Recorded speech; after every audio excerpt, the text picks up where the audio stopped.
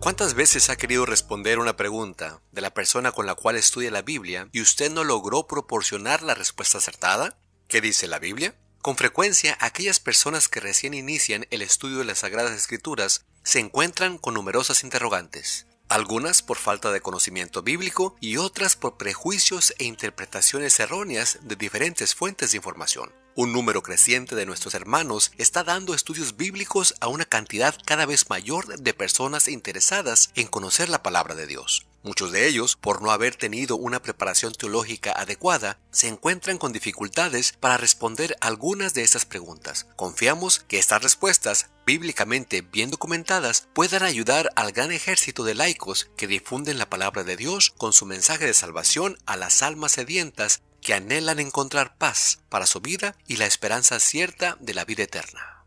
¿Qué dice la Biblia?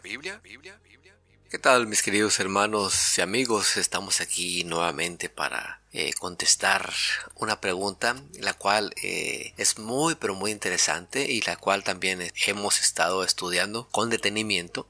Y se trata acerca de los 10 mandamientos. Muchos creen que los 10 mandamientos fueron entregados al pueblo de Israel solamente en el Sinaí y que antes de eso no había o no existían los 10 mandamientos. El hermano que nos pregunta dice, en el Génesis nada se dice de los 10 mandamientos. ¿Fueron dados por Dios a los israelitas recién en el Sinaí? Bueno, quiero decirle, mi querido hermano y a mis queridos hermanos y amigos, recordemos que antes el conocimiento, las costumbres, las tradiciones, todo se pasaba de generación en generación por medio oral. No había nada escrito. Todo era en forma oral. Y leyendo el Génesis, cuando nosotros queremos realmente saber la verdad y leemos y estudiamos, encontramos los principios anunciados por los 10 mandamientos, encontramos que ya eran conocidos. Pues las acciones que constituían la transgresión de ellos se consideraban pecado. Y sabemos, como dice Romanos 3:20, que por la ley es el conocimiento del pecado. Entonces, si sabemos y vemos en Génesis que algo se consideraba pecado, quiere decir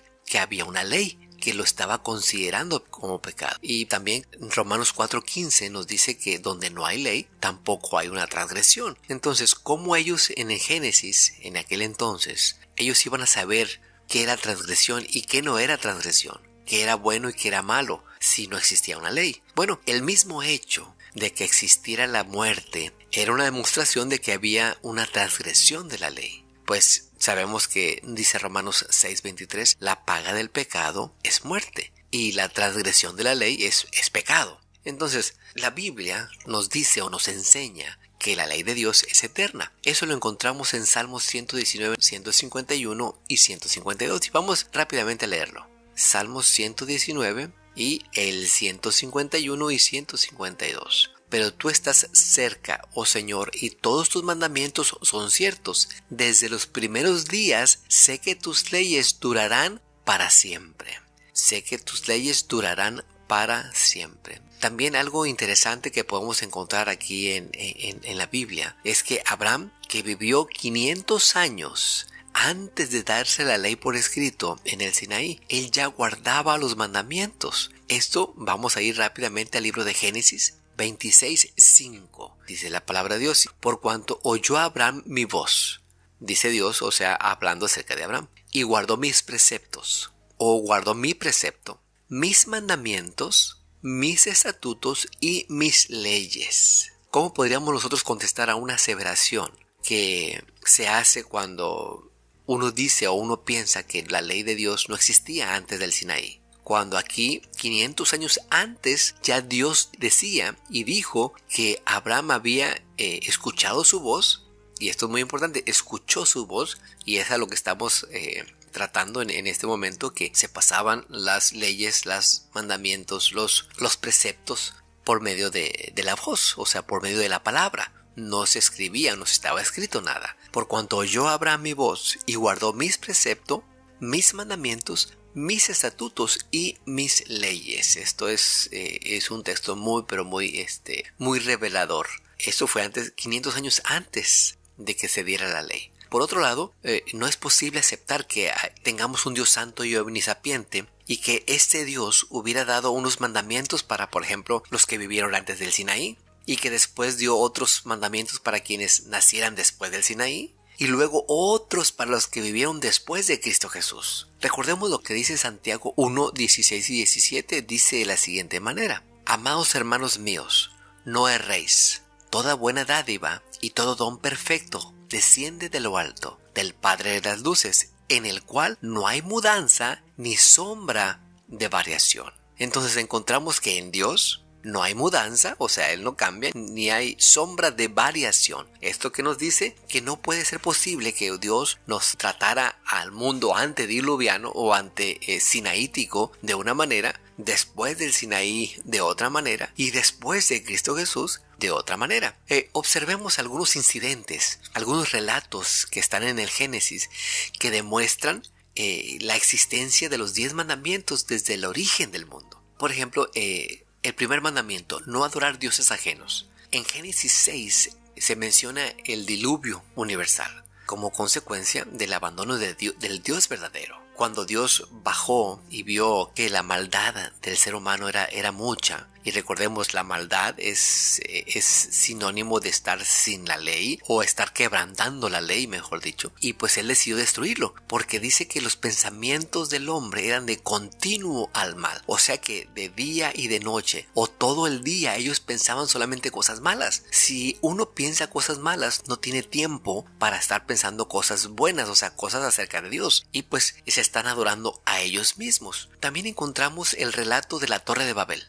Esa es otra demostración de la condena que pesa sobre los adoradores de dioses falsos. La Torre de Babel, ellos hicieron esta torre ya conociendo que se había destruido el mundo por un diluvio. Hicieron esta torre que llegaría, según ellos, hasta el cielo. Sus pensamientos eran de que si hay otro diluvio y tenemos esta torre que va a llegar hasta el cielo, pues nosotros nos subimos hasta arriba de la torre y nos salvamos, no importando lo que Dios quiera hacer con nosotros. Entonces ellos eran sus propios dioses. Sus pensamientos no les importaba lo que Dios pensara o lo que Dios dijera. El segundo mandamiento, no tener ídolos. Tenemos un relato acerca de Jacob. De Jacob, él consideraba que tener otros dioses era pecado. Y en Génesis 31 encontramos que cuando Jacob se fue de la casa de su suegro junto con Raquel, su esposa había hurtado, había robado al padre de ella sus dioses, sus ídolos. Pero cuando Jacob se dio cuenta de eso, más adelante, los quitó y los enterró. Vamos rápidamente, vamos al libro aquí mismo en Génesis. Estamos, recuerden, estudiando los 10 mandamientos en Génesis 35, 1 al 4. Dice la palabra de Dios: dijo Dios a Jacob, levántate y sube a Betel, y quédate allí, y haz allí un altar al Dios que te apareció cuando huías de tu hermano Esaú. Entonces Jacob dijo a su familia y a todos los que con él estaban: quitad los dioses ajenos que hay entre vosotros, y limpiaos y mudad vuestros vestidos, y levantemos y subamos a Betel, y haré allí altar al Dios que me respondió en el día de mi angustia, y ha estado conmigo en el camino que he andado. Así dieron a Jacob todos los dioses ajenos que había en poder de ellos y los zarcillos que estaban en sus orejas, y Jacob los escondió debajo de una encina que estaba junto a Siquem. Entonces aquí encontramos también Jacob, cuando Dios le habló a él sabía que había dioses ajenos. Y por eso les dijo: denme todos los dioses, porque vamos a hacer un altar al Dios verdadero, al Dios que me sacó, al Dios que me ayudó. Y pues enterró esos dioses. No blasfemar, el tercer mandamiento. Encontramos la conducta de Esaú, que se relata en Génesis 25. Fue eso una blasfemia. ¿Saben por qué? La conducta de Esaú al vender su primogenitura a su hermano Jacob, eso fue una blasfemia. ¿Por qué? Porque eso era una bendición para él de parte de Dios. Pero a él no le importó, sino que él tenía hambre y él, por un plato de comida, pues iba a vender la bendición que era prometida para él. ¿Cuántos de nosotros hoy en día también hacemos lo mismo?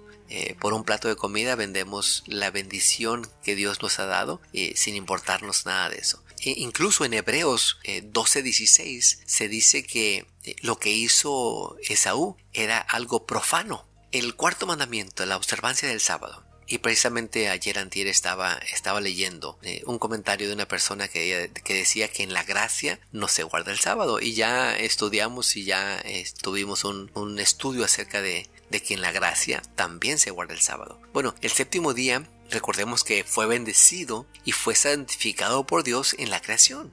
En Génesis 2, 1 al 3 nos dice que Dios creó el séptimo día, lo bendijo y lo santificó. También recordemos que fue bendecido por Jesús. Recordemos que en el Nuevo Testamento se nos enseña que sin Él, o sea, sin Jesús, nada de lo que ha sido hecho, o sea, todo, el mundo, todo eso, fue hecho. La Biblia llama al séptimo día Shabbat. Es un término hebreo que significa descanso. Luego pasó a nuestro idioma como sábado. Y aquí hay otro error que cometen muchas personas. Relacionan el sábado en lugar de relacionarlo con el idioma original, que es el Shabbat, lo relacionan con el idioma en inglés, que es el Saturday o Saturday, que es día de Saturno. Pero sábado no quiere decir día de Saturno. Sábado quiere decir descanso. Sábado viene del Shabbat.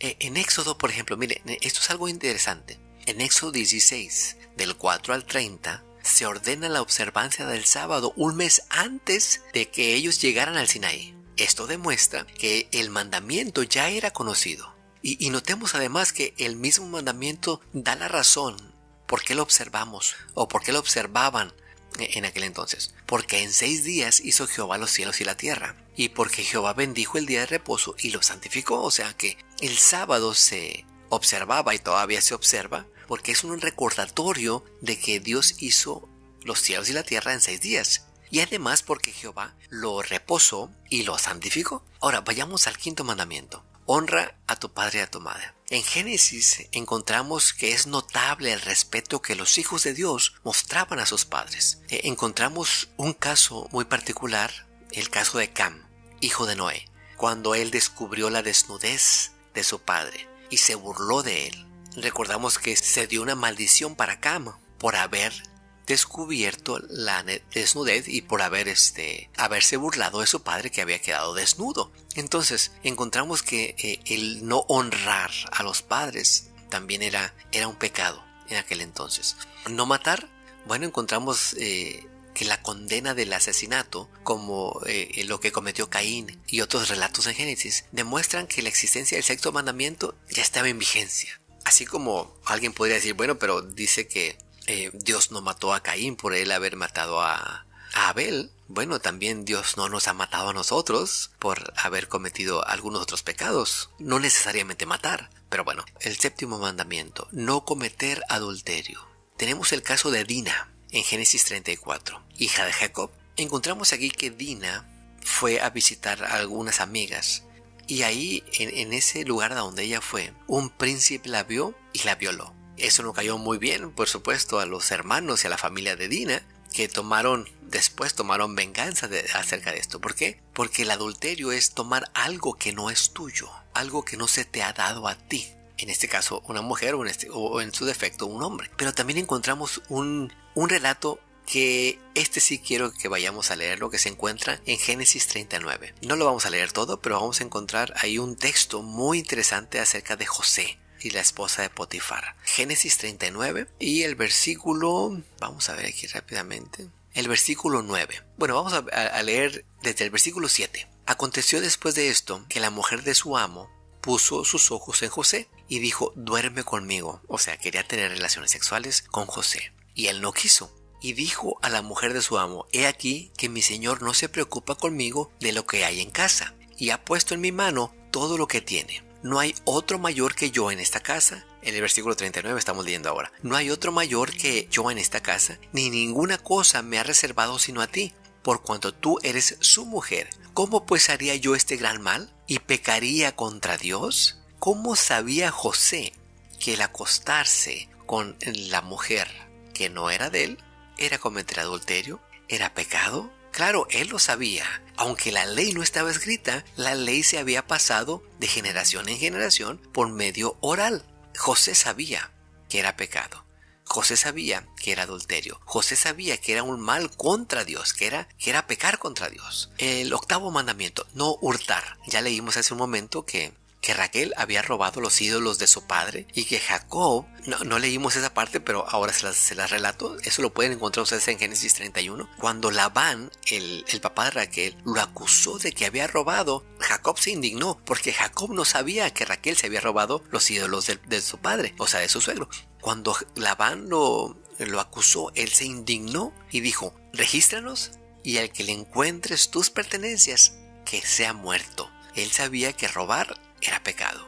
Él sabía que robar se castigaba con la muerte. El 9º mandamiento encontramos no levantar falso testimonio. En Génesis 26 encontramos un relato muy interesante acerca de Isaac y su esposa Rebeca. Se quedaron en un lugar que se llamaba Gerar y antes de quedarse ahí se pusieron de acuerdo, o Isaac se puso de acuerdo y dijo: voy a decir que tú eres mi hermana, que no eres mi esposa, porque si eres mi esposa, pues tenía el miedo que se la fueran a quitar. Entonces encontramos aquí que Abimelech le pregunta a Isaac que quién era. Él le dice: es mi hermana. De alguna manera él se dio cuenta que Isaac la acariciaba y la besaba no como su hermana, sino como una mujer. Así es que después él le pregunta: a ver, ven para acá, Isaac, ¿realmente quién es? Bueno, es mi mujer, le dijo, es mi mujer. ¿Y por qué hiciste eso? Bueno, ¿no sabes que cualquiera de nosotros pudo haber pecado? Vamos a ir rápidamente al libro de Génesis 26:10. Y Abimelech dijo: ¿por qué nos has hecho esto? Por poco hubiera dormido alguno del pueblo con tu mujer y hubieras traído sobre nosotros el pecado, dice. Estos personajes que están hablando aquí, Abimelech, eran filisteos. Eran a lo que llaman hoy gentiles. Eran pueblos idólatras. Sin embargo, ellos sabían lo que era bueno y lo que era malo, lo que era pecado y lo que no era pecado. Encontramos aquí cómo Abimelech le reclama a Isaac porque si cualquiera del pueblo hubiera tomado a la mujer de Isaac, pues hubiera cometido primeramente adulterio y hubiera traído la maldición para ese pueblo. Pero ¿todo por qué? Por levantar un falso testimonio, por decir mentiras. Tenemos también a Jacob y Esaú, cuando Jacob va con su padre y le dice que ese Esaú está levantando falso testimonio y él recibe la bendición que no era para él. Y llegamos al final, el 10º mandamiento: no codiciar. El resultado desastroso de la codicia lo encontramos desde el principio. En Génesis 3:6 nos habla acerca de que Eva codició el fruto prohibido. Y cuando ella codició el fruto prohibido, lo tomó y encontramos que llegó al pecado, entró al pecado, y por causa de esa codicia, hasta hoy en día, estamos pagando todos la consecuencia del pecado, la consecuencia de codiciar. Eva sabía que codiciar era malo. Sin embargo, ella lo codició y al codiciarlo lo tomó y al tomarlo pecó y al comerlo trajo la maldición a este mundo, tristemente. Encontramos también otro testimonio más en Génesis 13 acerca de Lot y Abraham, que Lot, cuando ellos se estaban separando porque ya había muchos problemas entre los pastores de uno y del otro, pues Abraham le dio a escoger a Lot. Y él vio las llanuras, las colinas que estaban a su lado y él escogió ahí. Yo me voy a ir para allá porque ahí no voy a batallar con mis ganados, con mi gente, y es mejor para mí. Y pues vemos que esa codicia lo llevó y lo fue acercando poco a poco a Sodoma y a Gomorra, hasta que pues tristemente se perdió su familia, se perdió su esposa y sabemos el resultado de todo esto. Entonces, hermanos, encontramos aquí en la palabra de Dios, en el Génesis, que existían ya los 10 mandamientos. No estaban escritos, pero sí estaban dichos. Y las generaciones se pasaban el conocimiento de una a otra por medio de la forma oral. Muchas veces no queremos ver lo que está escrito. Muchas veces no podemos tampoco ver porque no pedimos la dirección del Espíritu Santo. Si nosotros leyéramos, estudiáramos, meditáramos la palabra de Dios, le pidiéramos a Dios de su Santo Espíritu para que nos ilumine la mente, pudiéramos ver todo esto que acabamos de ver en este pequeño estudio. Los 10 mandamientos en el Génesis ya estaban. Que el Señor te bendiga. Y esto fue ¿Qué dice la Biblia? Para más información, preguntas o estudios bíblicos, puede contactarnos a ¿Qué dice la Biblia 07@gmail.com? ¿Qué dice la Biblia 07@gmail.com? O también en Facebook, en la página de ¿Qué dice la Biblia? Y por WhatsApp al +1 903 253 4819. Que Dios le bendiga.